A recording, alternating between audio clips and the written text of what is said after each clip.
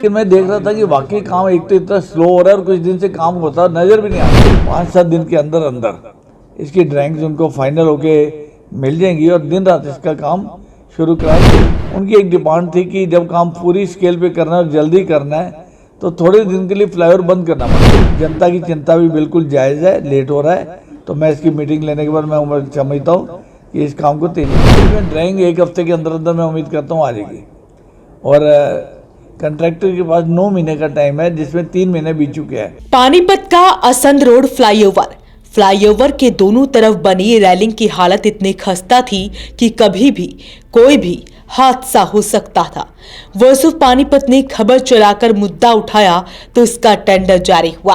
Tender जारी होते ही काम तो शुरू हो गया, लेकिन ठेकेदार ने इसे तोड़ने में जितनी जल्दी करी उतनी ही लेट इसे बनाने में हो रही है।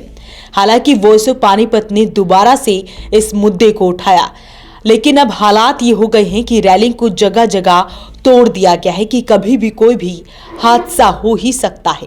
हालांकि जब फ्लाईओवर पर नजर विधायक प्रमोद विज की पड़ी तो उन्होंने तुरंत इसकी मीटिंग बुलाई और मीटिंग में पूछा कि इस काम में इतनी देरी क्यों हो रही है, जिस पर कई बातें सामने आई। हालांकि इस मीटिंग में निगम के अधिकारी और पीडब्ल्यूडी के अधिकारी भी शामिल रहे, जिस पर विधायक प्रमोद विज ने जानकारी देते हुए बताया कि जल्द ही फ्लाईओवर का काम पूरा होगा। मीटिंग में कई फैसले लिए गए हैं ताकि लोगों को परेशानी भी ना हो और काम भी तेजी से हो सके।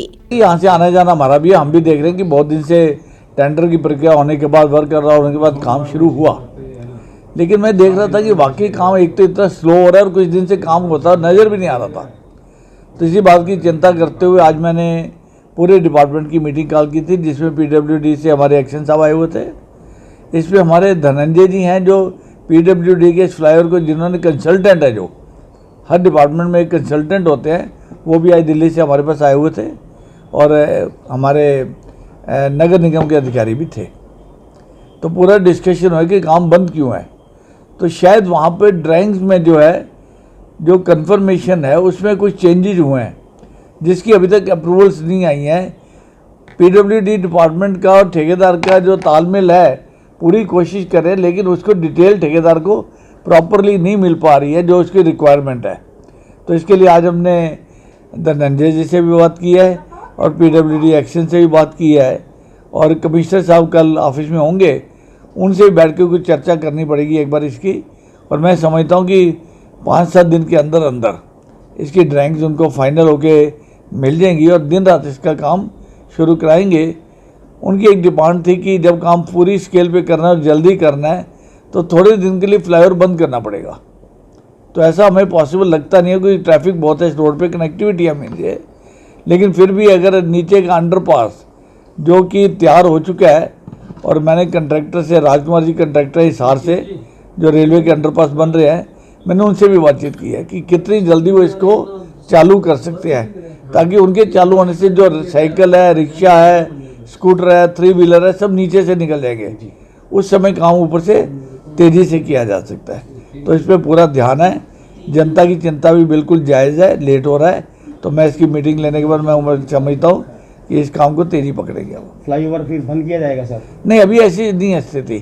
पहले एक बार जब तक अंडरपास चालू ना हो जाए नीचे का, ऊपर का फ्लाईओवर बंद नहीं किया जा सकता। बात करेंगे सर, वो रात को काम करते हैं, वो रात को काम किया करेंगे जब ट्रैफिक नहीं होता है। और अगर नीड भी, अगर उस टाइम हमें जरूरत लगेगी कि 2-4-5 दिन के लिए बंद करें, तब स्थिति देखेंगे, आज की डेट पे नहीं। सर टोटल कितने दिन लग जाएंगे सर पूरा प्रोसेस करने? देखिए, इसमें ड्राइंग एक हफ्ते के अंदर अंदर मैं उम्मीद करता हूँ आ जाएगी। और कंट्रैक्टर के पास 9 महीने का टाइम है, जिसमें 3 महीने बीत चुके हैं।